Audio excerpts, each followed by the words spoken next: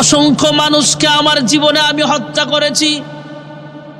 ডাকাত সর্দার ডাক দিয়া কয়, হে কুলি ভাই, তোমার আজকে শেষ রক্ষা হবে না, আজকে তোমার শেষ দিন হয়ে যাবে, আমি তোমাকে দুনিয়া থেকে বিদায় করে দেব। আমি আপনাদের জিজ্ঞেস করতে চাই, এমন বিপদের মুহূর্তে একজন বাঁচানোওয়ালা, জোরে বলেন তিনি কে?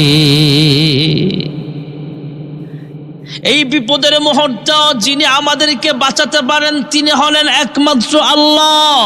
আল্লাহু লা ইলাহা ইল্লা হুয়াল হাইয়ুল কাইয়্যুম। আল্লাহ রাব্বুল আলামিন একমাত্র পারবেন এই বিপদ থেকে বাঁচাতে। ভাইয়ারা আমার, ডাকাত সর্দার যখন কুলি বেচারাকে বলল, হ্যাঁ কুলি ভাই, তোমাকে দুনিয়া থেকে বিদায় করে দেওয়া হবে। কুলি ডাক দেয়া কয়, হ্যাঁ ভাই, আমাকে মারবেন, তবে আমার জীবনের শেষ একটা ইচ্ছা আছে। কয় কি ইচ্ছা বলো? কয় আমি একটু মালিকের কুদরতি পাই আমি সাজদা দিতে চাই। পানির ব্যবস্থা করা হোক। পানির ব্যবস্থা করা হলো।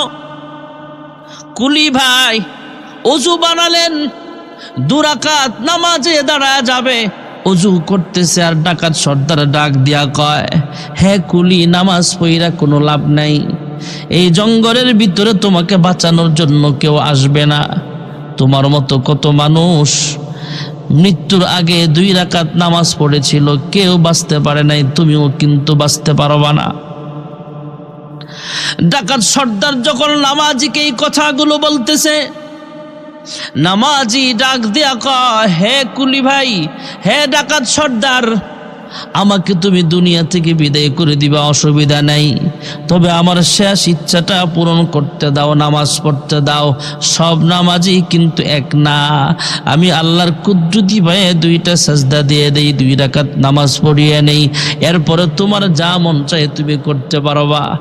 আল্লাহর বান্দা কুলি মানুষ, আল্লাহওয়ালা মানুষ ওযু বানালেন, 2 রাকাত নামাজে দাঁড়ায় গেলেন, কারণ এই বিপদের মুহূর্তে আমার আল্লাহ ছাড়া বাঁচানোওয়ালা আর কেউ নাই। আল্লাহর বান্দা নামাজে দাঁড়ায় গেলেন, আল্লাহু আকবার বলে নামাজ শুরু করলেন।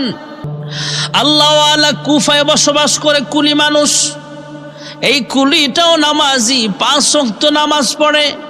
বিপদের সম্মুখীন হয়ে গেলে সালাতুল হাজতের নামাজের মধ্যে দাঁড়ায় যায়। আল্লাহর বান্দা কুলি মানুষ কিছু বাজার সদায় মাল সামান নিয়ে রওনা হয়েছে। এক লোক ওনাকে দিয়েছে, নাও এ কুলি ভাই, তোমার কাজই তো মাল এক জায়গা থেকে আরেক জায়গায় পৌঁছায় দেওয়া। কয় হ্যাঁ, এই মালটা আমার বাড়িতে অমুক গ্রামে, ওই গ্রামে তুমি এই মালটা পৌঁছায় দিবা। কয় ঠিক আছে, অসুবিধা নাই। কুলি মানুষ মাল সামানে নিয়ে রওনা হলেন। বাজার থেকে যখন রাস্তায় বের হবেন, এমন সময় এক ভদ্রলোক আইসা ওনাকে সালাম দেয়। সালাম দিয়া ডাক দিয়া কয়, ভাই আপনি কোথায় যাবেন? কয় আমি অমুক গ্রামে যাবো। কয় আমিও তো অমুক গ্রামে যাওয়ার নিয়তে বের হয়েছি। আমি আল্লাহর কাছে দোয়া করছিলাম, আল্লাহ যেন একজন লোক ঠিক করিয়া দেয়, আমার সাথে যেন আরেকজন লোক হয়, তাহলে 2জন মানুষ একসাথে হাঁটলে সেখানে গন্তব্য পৌঁছতে অসুবিধা হবে না। 2জন মানুষ কথা বলতে বলতে সেখানে চলে যাওয়া যাবে, একা একা যেতে কষ্ট হবে। 2জন একসাথে রওনা হয়ে গেলে কিছু পথ যাওয়ার পরে কুলি ভাই আরেকটা লোক যে সঙ্গে আছেন, ভদ্রলোক, তিনি ডাক দিয়া কয়, হে কুলি ভাই, চলেন আমরা এই পথে না যায় বাইপাস ফাঁড়ি একটা রাস্তা আমার জানা আছে, সেই রাস্তা আমরা অবলম্বন করি। আমরা যদি মেন রুট দিয়ে আসি গ্রামে যেতে চাই তাহলে অনেক সময়ের ব্যাপার। আর ফাঁড়ি রাস্তাটা আমার মুখস্থ, জঙ্গলের ভিতর দিয়া রাস্তা হলো, পাহাড়ি অঞ্চলের রাস্তা হলো। ফাঁড়ি রাস্তা, তোমার কষ্ট কম হবে, পথ কম, সময় কম লাগবে। কুলি বেচারা রাজি হয়ে গেল। ওই ভদ্রলোক কুলি সঙ্গে নিয়ে রওনা হয়ে গেল। এই 2জন যখন জঙ্গলের মাঝখানে চলিয়া যায়, আল্লাহর বান্দা কুলি মানুষ, নামাজি মানুষ, আল্লাহওয়ালা ওই ভদ্রলোকটাকে ডাক দেয়া কয়, ভাই আমাকে তুমি কোথায় নিয়ে আসলা? এই পথ তো আমি চিনি না, কোথায় যাব বুঝতে পারছি না। আবার এখানে দেখা যায় মাঝে মাঝে মানুষের মাথার ঠুলি দেখা যায়, মানুষের হাত পা কাটা দেখা যায়, মরা মানুষের লাশের মতো মাঝে মাঝে দেখা যায়। এই ভয়ঙ্কর কোথায় আমাকে নিয়ে আসলা? ওই ভদ্রলোক আবার ডাক দিয়া কয়, ওনার শরীরে যে একটা ব্যাগ আছে, ব্যাগ থেকে খঞ্জর বের করলেন, অথবা তলোয়ার বের করলেন, অথবা চাকু বের করলো। চাকু বের করে ডাক দিয়া কয়, হ্যাঁ কুলি, আজকে তোমার শেষ দিন, যা ইচ্ছা যা করবার যা করিয়া নাও। যদি তোমার জীবনের শেষ ইচ্ছা কিছু থাকে সেটাও তুমি করতে পারো। তোমার যদি জীবনের কোনো শেষ ইচ্ছা থাকে বলো, সেই ইচ্ছাটা আমি পূরণ করার চেষ্টা করব। আমি এই মুহূর্তে তোমাকে কিছুক্ষণের ভিতরে তোমাকে হত্যা করিয়া ফেলব। আমি যদিও ভদ্র মানুষ, আমাকে দেখেছ তুমি ভদ্র একজন মানুষ, ভালো ব্যবহার করি, তবে আমি কিন্তু একজন ডাকাত সর্দার। যখন একটা তুড়ি মারছে, চিল্লানি মারছে, আশপাশের ডাকাতগুলো আইসা তাকে ঘেরাও করে ফেলেছে। ডাকাত সর্দার ডাক দিয়া কয়, এই লোকগুলো আমার, এই লোকগুলো কিন্তু আমার আন্ডারে চলে, তাড়াতাড়ি তোমার বোঝাটা নামাও। হ্যাঁ কুলি, তোমার সঙ্গে যে মাল সামানা আছে সেই মাল সামানাগুলো আমরা নিয়ে যাব, তোমাকেও হত্যা করে দেব। ডাক দিয়া কয়, হে ডাকাত সর্দার, আমাকে মারবেন না, আমাকে হত্যাও করবেন না। মাল সামানা যদি নিচে চান নিয়ে যান, মাল সামানা যদি নিয়ে যেতে চান অসুবিধা নাই, আমাকে হত্যা করার কি দরকার? কয়, তোমাকে হত্যা করার কারণ হলো, তোমাকে যদি বাঁচায় দেই তুমি ওই বাজারে যায় পাবলিসিটি করবা যে এই কুলিরাও কিন্তু ডাকাত সর্দারের কথার খপ্পরে তোমরা পড়িও না। যে পথেই যাও না কেন, ডাকাত থেকে তোমরা সাবধান হয়ে যাও, মানুষকে তুমি সাবধান করে দিবা। আমার অভ্যাস হলো, আমি ডাকাত সর্দার, আমরা ডাকাতি করে আমাদের অভ্যাস হলো মাল সামানাও নিয়ে যাব, তোমাকে হত্যা করিয়া ফেলবো। ওই যে দেখো না, পুরাতন মানুষের মাথার ঠুলি দেখা যায়, লাশের ঠুলি দেখা যায়, এই যে মানুষের হাত পা পড়ে আছে, মাল সামানা পড়ে আছে, ব্যবহৃত জুতাগুলো পড়ে আছে, দেখো অসংখ্য মানুষকে আমার জীবনে আমি হত্যা করেছি। ডাকাত সর্দার ডাক দিয়া কয়, হে কুলি ভাই, তোমার আজকে শেষ রক্ষা হবে না, আজকে তোমার শেষ দিন হয়ে যাবে, আমি তোমাকে দুনিয়া থেকে বিদায় করে দেব। আমি আপনাদের জিজ্ঞেস করতে চাই, এমন বিপদের মুহূর্তে একজন বাঁচানোওয়ালা, জোরে বলেন তিনি কে? এই বিপদের মুহূর্তে যিনি আমাদেরকে বাঁচাতে পারেন তিনি হলেন একমাত্র আল্লাহ। আল্লাহু লা ইলাহা ইল্লা হুয়াল হাইয়ুল কাইয়্যুম। আল্লাহ রাব্বুল আলামিন একমাত্র পারবেন এই বিপদ থেকে বাঁচাতে। ভাইয়ারা আমার, ডাকাত সর্দার যখন কুলি বেচারাকে বলল, হ্যাঁ কুলি ভাই, তোমাকে দুনিয়া থেকে বিদায় করে দেওয়া হবে। কুলি ডাক দেয়া কয়, হ্যাঁ ভাই, আমাকে মারবেন, তবে আমার জীবনের শেষ একটা ইচ্ছা আছে। কয়, কি ইচ্ছা বলো? কয়, আমি একটু মালিকের কুদরতি পাই আমি সাজদা দিতে চাই। পানির ব্যবস্থা করা হোক। পানির ব্যবস্থা করা হলো। কুলি ভাই ওযু বানালেন, 2 রাকাত নামাজে দাঁড়ায় যাবে, ওযু করতেছে। আর ডাকাত সর্দার ডাক দিয়া কয়, হে কুলি, নামাজ পড়া কোনো লাভ নাই, এই জঙ্গলের ভিতরে তোমাকে বাঁচানোর জন্য কেউ আসবে না। তোমার মতো কত মানুষ মৃত্যুর আগে 2 রাকাত নামাজ পড়েছিল, কেউ বাঁচতে পারে নাই, তুমিও কিন্তু বাঁচতে পারবা না। ডাকাত সর্দার যখন নামাজিকে এই কথাগুলো বলতেছে, নামাজি ডাক দিয়া কয়, হে কুলি ভাই, হে ডাকাত সর্দার, আমাকে তুমি দুনিয়া থেকে বিদায় করে দিবা, অসুবিধা নাই, তবে আমার শেষ ইচ্ছাটা পূরণ করতে দাও, নামাজ পড়তে দাও। সব নামাজি কিন্তু এক না, আমি আল্লাহর কুদরতি ভাই 2টা সাজদা দিয়ে দেই, 2 রাকাত নামাজ পড়িয়ে নেই, এরপরে তোমার যা মন চায় তুমি করতে পারবা। আল্লাহর বান্দা কুলি মানুষ, আল্লাহওয়ালা মানুষ ওযু বানালেন, 2 রাকাত নামাজে দাঁড়ায় গেলেন, কারণ এই বিপদের মুহূর্তে আমার আল্লাহ ছাড়া বাঁচানোওয়ালা আর কেউ নাই। আল্লাহর বান্দা নামাজে দাঁড়ায় গেলেন, আল্লাহু আকবার বলে নামাজ শুরু করলেন, সূরাতুল ফাতিহা তেলাওয়াত করলেন, আলহামদুলিল্লাহি রাব্বিল আলামিন।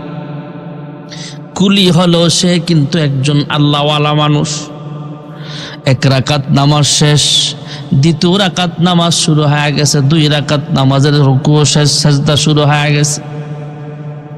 সাজদায় পড়ে আল্লাহর কুদরতি পায়ে সাজদা দিয়া সুবহান রাব্বিয়াল আলা বলতেছে, আর মনে মনে আল্লাহকে ডাক দেয়া কয়, আল্লাহ আমি একজন কুলি মানুষ, সাধারণ মানুষ, গরিব মানুষ, আমি মাল সামানাগুলো আমানতের সাথে মানুষের ঘরে পৌঁছায় দেই। কুফায় একটা নাম সুনাম আছে আমার, আমি একজন আমানতদার কুলি। বাজারে আমার সাথে যে মাল সামানাগুলো দিয়ে দেওয়া হয় আমানতের সঙ্গে বাড়ি পর্যন্ত পৌঁছায় দেই আমি। মানুষ আমাকে বিশ্বাস করে কিছু আমানত দিয়েছেন, যেহেতু আমি একজন কুলি, বোঝা বহন কইরা ওনার বাড়ি পর্যন্ত পৌঁছাতে হবে, আমি আমানতের খেয়ানত করতে পারবো না। আয় আল্লাহ, এই মুহূর্তে যদি আমার মৃত্যু হয়ে যায়, ওই লোকটা তো জানবেও না আমি কোথায় আছি, কি করতেছি। আয় আল্লাহ, তুমি আমাকে বাঁচাও, এই মালগুলো যেন আসল মালিকের কাছে আমি পৌঁছায় দিতে পারি। আয় আল্লাহ, তোমার কুদরতি পায়ে সাজদা দিলাম, তুমি আমাকে ডাকাতের কবল থেকে হেফাজত করিয়া দাও। আল্লাহর বান্দা নামাজের সাজদা দিচ্ছে, দ্বিতীয় রাকাতের প্রথম সাজদায় আওয়াজ শুনতে পাইলেন, মাইরের আওয়াজ চলতেছে। সাজদা থেকে মাথা উঠায় আবার সাজদায় গেলেন, আওয়াজ শুনতেছে, শুধু মাইরের আওয়াজ না, এবার দেখতেছে গরু জবাই করলে যেমন একটা রক্তের আওয়াজ হয়, গরু জবাই করলে, খাসি জবাই করলে যেমন রগ থেকে রক্তগুলো যেভাবে বের হয়, এমন একটা আওয়াজ শুনতে পাইলেন। আল্লাহর বান্দা ইতমিনানের সাথে নামাজ আদায় করলেন, নামাজের সালাম ফিরালেন। নামাজের সালাম ফিরা তাকায় দেখলেন একটা সাদা পোশাকধারী মানুষ দেখা যায়, হাতে একটা তলোয়ার।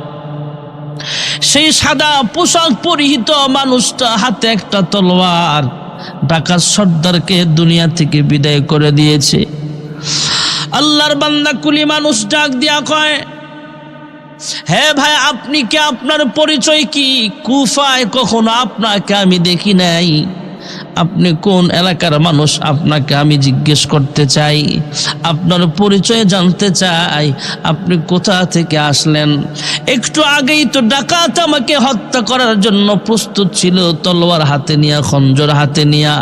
আমি আল্লাহ তাআলার কাছে সাহায্য চাওয়ার জন্য ওযু বানালাম, 2 রাকাত নামাজে দাঁড়ায় গেলাম, নামাজ পড়লাম, আল্লাহর কুদরতি পায়ে সাজদা দিলাম।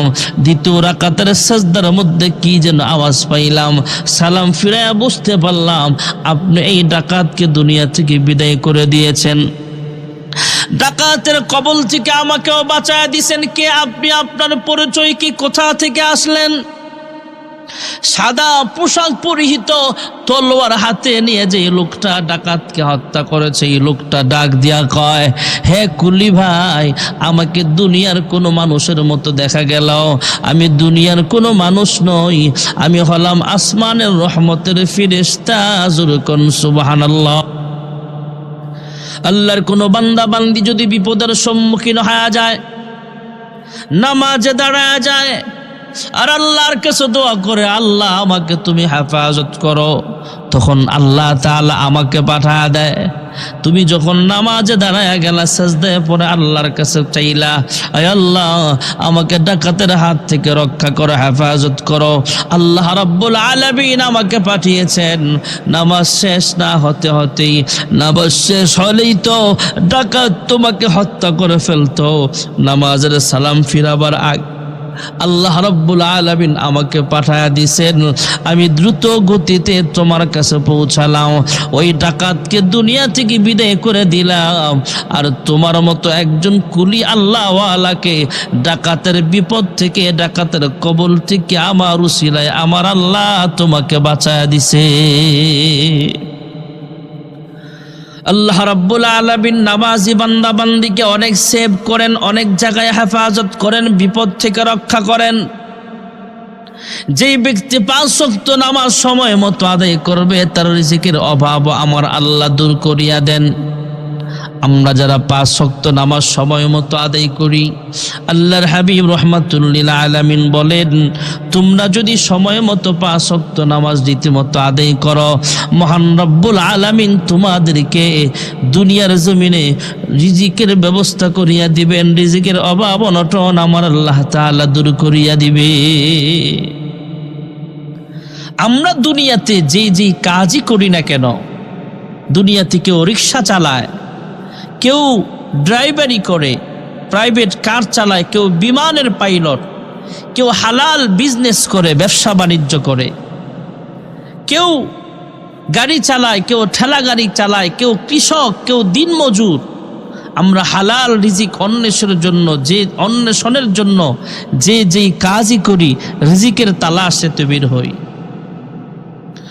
আপনি একজন রিক্সাওয়ালা হতে পারেন, আপনি একজন কৃষক হতে পারেন, আপনি একজন কোটিপতি বিজনেস হতে পারেন। যদিও কোটিপতি মানুষ, আপনি যদি 5 ওয়াক্ত নামাজ না পড়েন সংসারের অভাব দূর হবে না। আপনি হাজার হাজার কোটি টাকার মালিক, এরপরও দেখবেন কোনো দিক না কোনো দিকে আপনার অভাব লেগেই থাকবে যদি নামাজ ঠিক মতো আদায় না করেন। আর যদি নামাজ ঠিক মতো আদায় করেন, আপনার রিক্সাওয়ালা হলেও আপনার অভাব থাকবে না, শান্তিতে আপনি ঘুমাতে পারবেন। জোরকন সুবহানাল্লাহ। এই জন্য আমাদের বাংলাদেশের অনেক কোটিপতি এমন আছে, যেই কোটিপতি রাত্রেবেলায় ঘুমের ঔষধ না খেলে ঘুমে ধরে না। আর আমাদের দেশে অনেক রিক্সাওয়ালা আছে, অনেক দিন মজুর আছে, অনেক কৃষক আছে, এশারের নামাজ পড়ে ঘুমায়া যায়, ঔষধ খাওয়া লাগে না, আরামসে তার ঘুম চলে আসে। আল্লাহর হাবিব রাহমাতুল লিল আলামিন বলেন, উম্মত, ফজরের নামাজ যদি তুমি সময় মতো আদায় করতে পারো, তুমি একজন কৃষক মানুষ, কৃষি কাজে ব্যস্ত হয়ে গেলা, 6 থেকে 8 ঘন্টা সময় পর্যন্ত তুমি কৃষি কাজ করলা, ফজর থেকে জোহর পর্যন্ত কৃষি কাজ করতে থাকলা। যখন জোহরের আজান হয়ে যাবে, আল্লাহু আকবার, আল্লাহু